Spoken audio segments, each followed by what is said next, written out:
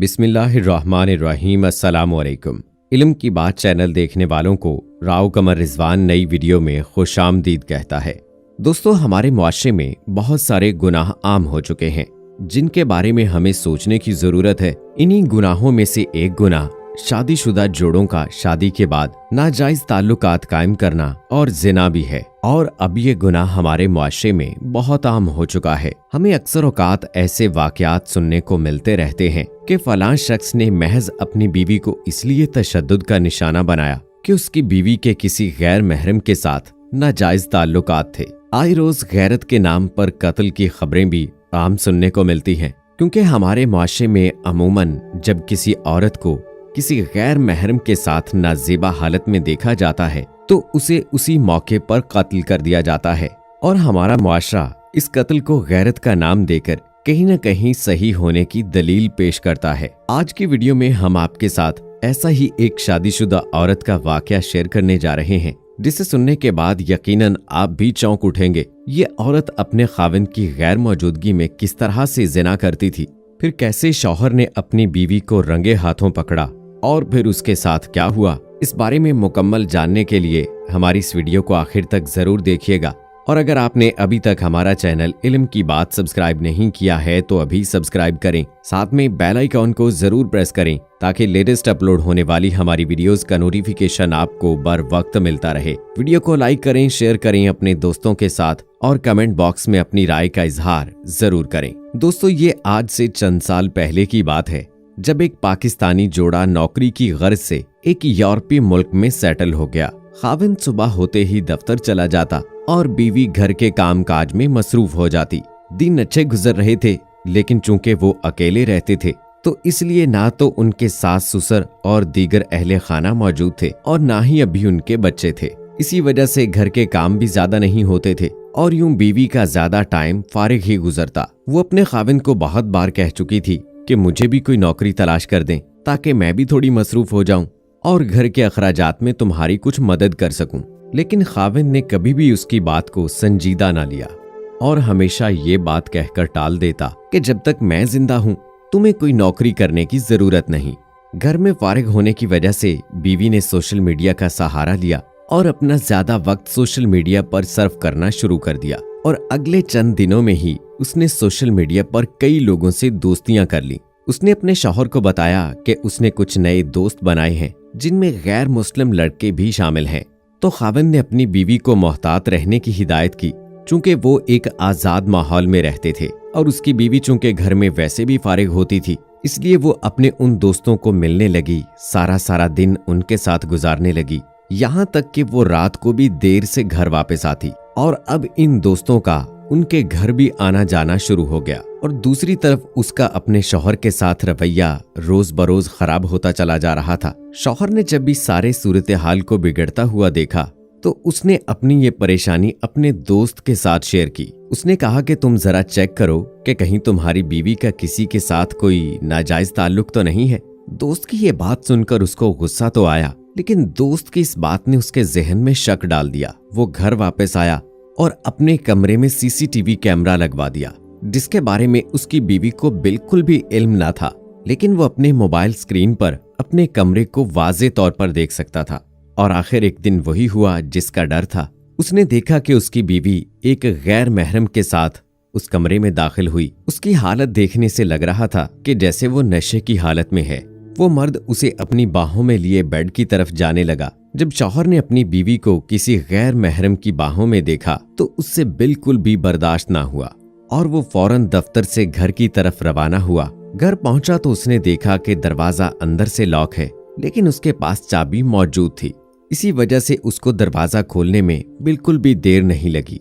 लेकिन जैसे ही वो अपनी बीवी के कमरे में दाखिल हुआ तो उसे बड़ी शर्मनाक आवाजें आने लगी, जिसने उसके गुस्से को और भी बढ़ा दिया और वो कमरे में जाने की बजाय सीधा किचन में चला गया और वहां से एक तेज धार छुरी उठाई और अपनी बीवी के कमरे की तरफ बढ़ने लगा। जब उसने दरवाजा खोला तो उसका शक बिल्कुल ठीक निकला।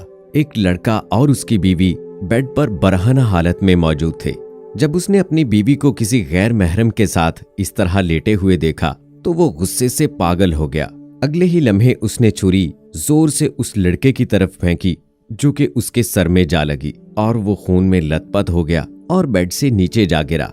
वो आगे बढ़ा और उसने वही छुरी निकाली और अपनी बीवी की तरफ बढ़ा और उसका गला काट दिया। जितनी बुरी तरह से वो दोनों जख्मी हुए थे वो तड़प तड़प कर मर गए। दोस्तों, इस शख्स ने अपनी बीवी और उसके आशना को गैरत के नाम पर कत्ल कर दिया, लेकिन खुद भी न बच सका। पुलिस ने जब उसे गिरफ्तार करके अदालत में पेश किया तो अदालत ने उसे सजाए मौत का हुक्म दे दिया। यूं इस तरह एक छोटी सी गलती की वजह से 3 लोगों की जान गई और 3 खानदान भी तबाह हो गए। इसलिए दोस्तों, हमारी तमाम बहनों और भाइयों से गुजारिश है कि सोशल मीडिया का इस्तेमाल जरूरत से ज्यादा हरगिज न करें, क्योंकि दौरे हाजिर के फितनों में से सबसे बड़ा फितना मोबाइल फोन और सोशल मीडिया ऐप्स हैं, जो आजकल हमारे घरों में बर्बादी की सबसे बड़ी वजह हैं। दोस्तों, ये कोई एक वाकया नहीं है।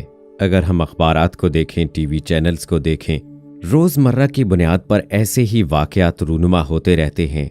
गांव हो या शहर हो, किसी भी इलाके में इस तरह के वाकयात का रूनुमा होना अब कोई नई बात नहीं है। और दोस्तों, इसकी सबसे बड़ी वजह यह है कि मियाँ बीवी के दरमियान अंडरस्टैंडिंग का ना होना, एक दूसरे का ख्याल ना रखना और अपनी ही दुनिया में मगन रहना। और दोस्तों, ये दुनिया मकाफाते अमल है।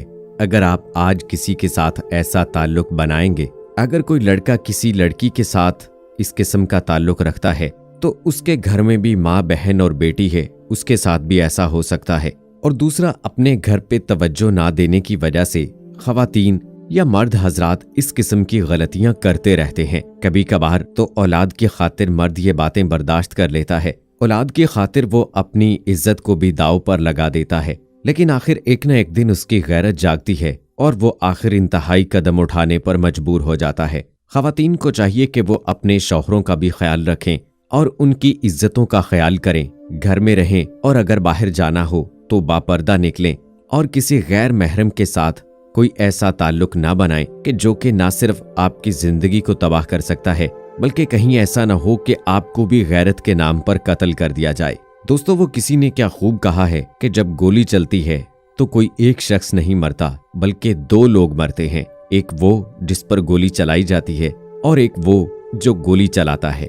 बस फर्क सिर्फ इतना है कि जिस पर गोली चलाई जाती है वो एक बार मरता है, लेकिन जो गोली चलाने वाला होता है वो बार बार और लम्हा लम्हा मरता है और अजियतनाक जिंदगी गुजारता है। और बल्कि अगर हकीकत में देखा जाए तो ये दोस्तों सिर्फ 2 लोगों की जिंदगी नहीं, बल्कि 2 खानदानों की जिंदगी तबाह हो जाती है।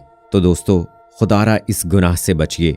मोबाइल का इस्तेमाल कीजिए, सोशल मीडिया का इस्तेमाल कीजिए, लेकिन इसको अपनी जिंदगी के अंदर इतना मत घुसा लीजिए, इसको अपने ऊपर इतना हावी मत कर लीजिए कि ना सिर्फ ये आपकी जान ले ले, बल्कि आपके अपने प्यारे भी आपसे दूर चले जाएं और आपको कहीं मजबूरन कोई ऐसा फैसला ना करना पड़े कि अपने प्यारों को अपने ही हाथों से कत्ल करना पड़े और बाद में अपनी जिंदगी भी अजाब बना ले। और दोस्तों, एक और अहम बात कि ये वाकयात अक्सर वहां पर देखे गए हैं कि जब मियाँ अपनी बीवी को प्रॉपर टाइम ना देता हो सकता है किसी मजबूरी की वजह से भी ऐसा हो कि वो मुल्क से बाहर रोजगार की खातिर गया हुआ है, तो तब वो बीवी को टाइम ना दे सके। तो ऐसे में बीवी को भी चाहिए कि वो शौहर जो उसकी ख्वाहिशात को पूरा करने के लिए परदेस काट रहा है, तो वो उसकी इज्जत का ख्याल करे, उसकी इज्जत की हिफाजत करे। बल्कि शौहर को भी चाहिए कि अपने हकूक वो भी अदा करे, ताकि जिंदगी में ऐसा कोई वक्त ना आए कि जब दोनों को पूरी दुनिया के सामने जिल्लत और रुसवाई का सामना हो